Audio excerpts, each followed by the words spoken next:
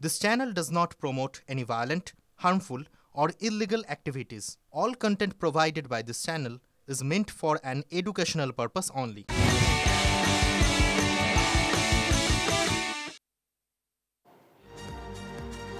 নমস্কার, টিভি9 বাংলায় আপনাদের সবাইকে স্বাগত জানাই। আপনাদের সঙ্গে রয়েছে আমি চয়নিকা। শুরুতেই যে খবরের দিকে নজর রাখবো তা হলো হেভিওয়েট সমালোচনার মুখে নড়ে চড়ে বসেছে পুলিশ।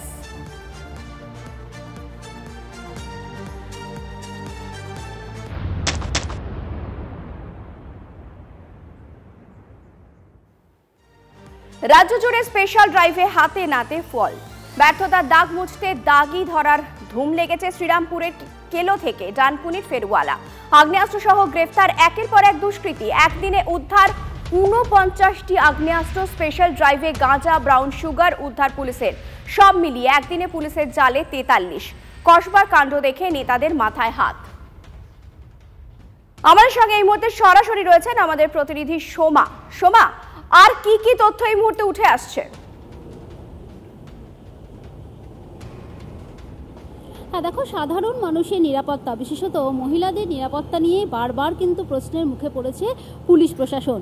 এবার কিন্তু নেতা মন্ত্রীদের উদ্দেশ্য করে গুলি, এই ঘটনা অর্থাৎ কসবা কাণ্ডের পরে কিন্তু দেখা যাচ্ছে একেবারে পুলিশ প্রশাসন নড়ে চড়ে বসেছে।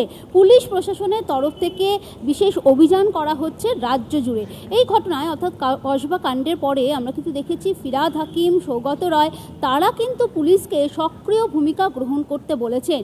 এরপরে আমরা দেখলাম যে রাজ্য জুড়ে পুলিশি অভিযান শুরু হয়েছে এবং বিভিন্ন জায়গা থেকে অভিযান করে পুলিশ আগ্নেয়াস্ত্র উদ্ধার করেছে। ৪৯টি আগ্নেয়াস্ত্র উদ্ধার করেছে এবং এখনও পর্যন্ত ৪৩ জনকে তারা গ্রেফতারও করতে পেরেছে।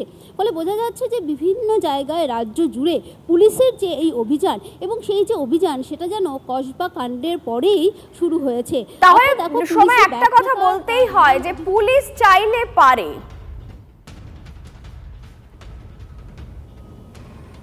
হ্যাঁ, একেবারেই তাই। ঘটনায় কিন্তু এটাই প্রমাণ হচ্ছে, কারণ একদিনে এখনো পর্যন্ত ৪৩ জনকে আটক করেছে পুলিশ এবং এই যে অভিযান, সেই অভিযান কিন্তু রাজ্য জুড়ে চলছে।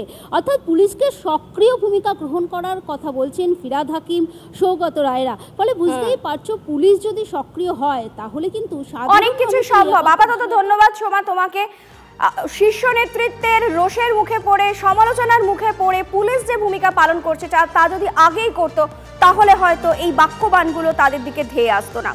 চলে আসি পরের খবরে। মাঝে মধ্যে রাস্তা থেকে ফেরিওয়ালাদের হাঁকডাক শোনা যায়। কেউ বাসন বিক্রি করে, আবার কেউ বা অন্য কিছু। কিন্তু তাই বলে ফেরিওয়ালা পিস্তল ফেরি করতে পারে? অবাক হচ্ছে? তাহলে ডানকুনির খবরটা আপনার চোখ কপালে তুলবে। সেখানে পিস্তল ফেরি করতে গিয়ে গ্রেফতার হলো এক ফেরিওয়ালা। গুলি চলছে, রক্ত ঝরছে, মৃত্যুও হচ্ছে। নেতা থেকে আম জনতা, বন্দুকের নলের টার্গেট হচ্ছেন সবাই। বাংলায় কি গুলি বন্দুকের আনাগোনা বাড়ছে, সেই আশঙ্কাই তৈরি হচ্ছে। কারণ পিস্তল ফেরি করছে ফেরিওয়ালা মঈনুদ্দিন মোল্লা। প্লাস্টিকের ফেরিওয়ালা হিসেবে তাকে এলাকাবাসী চেনেন। মঙ্গলবার রাতে তাকে গ্রেফতার করেছে ডানকুনি থানার পুলিশ। কারণ ফেরিওয়ালার কাছ থেকে উদ্ধার পিস্তল। তল্লাশিতে উদ্ধার পিস্তল ও ১ রাউন্ড কার্তুজ। জানা গিয়েছে ধৃত মঈনুদ্দিন দক্ষিণ ২৪ পরগনার কুলতলির বাসিন্দা। সম্প্রতি ডানকুনির মৃগালার তেঁতুলতলায় বসবাস করছিল। পুলিশ সূত্রে খবর, মঙ্গলবার রাতে খুসাইগাজী এলাকায় ঘোরাঘুরি করছিল মঈনুদ্দিন। গোপন সূত্রে খবর পেয়ে অভিযান চালায় পুলিশ। প্রশ্ন হলো, একজন ফেরিওয়ালার কাছে পিস্তল কেন? অস্ত্র পাচারের জন্যই কি মজুদ, নাকি অপরাধমূলক কোনো কাজের পরিকল্পনা ছিল? সম্প্রতি চণ্ডীতলা বিধানসভা এলাকার একাধিক সোনার দোকানে ডাকাতির ঘটনা ঘটেছে। সেই তদন্তে এখনও কিনারা করতে পারেনি পুলিশ। তার মধ্যেই ফেরিওয়ালার কাছ থেকে অস্ত্র উদ্ধার পুলিশের চিন্তা বাড়িয়েছে। বাসন্তীতেও অস্ত্র উদ্ধার। গোপন সূত্রে খবর পেয়ে আগ্নেয়াস্ত্র সহ এক দুষ্কৃতীকে গ্রেফতার করে বাসন্তী থানার পুলিশ। গত ১০ দিনে বাংলায় বারবার গুলি চলেছে। ১০ই নভেম্বর আরিয়াদহে গুলি চালিয়ে পগারপাড় ছিনতাইবাজ। ১১ই নভেম্বর বনগাঁর মেছোভেরিতে ব্যবসায়ীকে গুলি। ১১ই নভেম্বর বসিরহাটে সীমান্ত এলাকায় গুলি করে খুন। ১২ই নভেম্বর রিষড়ার বাগখালে ব্যবসায়ীর মাথায় গুলি। ১৩ই নভেম্বর ভাটপাড়ায় গুলিতে খুন তৃণমূল নেতা অশোক সাউ। ১৪ই নভেম্বর কোচবিহারের বক্সিরহাটে তৃণমূল নেতা ভেবে গুলি। ১৫ই নভেম্বর কলকাতার কাউন্সিলর সুশান্ত ঘোষকে গুলি চালিয়ে খুনের চেষ্টা। রাজনৈতিক চর্চা চলছে। আইন শৃঙ্খলার প্রশ্নে পুলিশের ভূমিকা নিয়ে সমালোচনা হচ্ছে। সবকিছুর আড়ালে তারপরও কি ঠিক এভাবেই চোরাগোপ্তা অস্ত্রের হাত বদল হচ্ছে?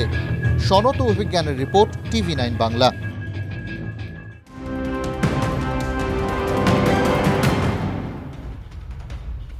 বিপুল বিনোদন কর বকেয়া নোটিশ যাচ্ছে হোটেল পানশালায়। প্রায় 10 কোটি টাকা চেয়ে এবার হোটেল পানশালার মালিকদের নোটিশ পাঠাচ্ছে কলকাতা পুরসভা। হোটেলের বাইরে পোস্টারও সাঁটানো হয়েছে কিছু ক্ষেত্রে।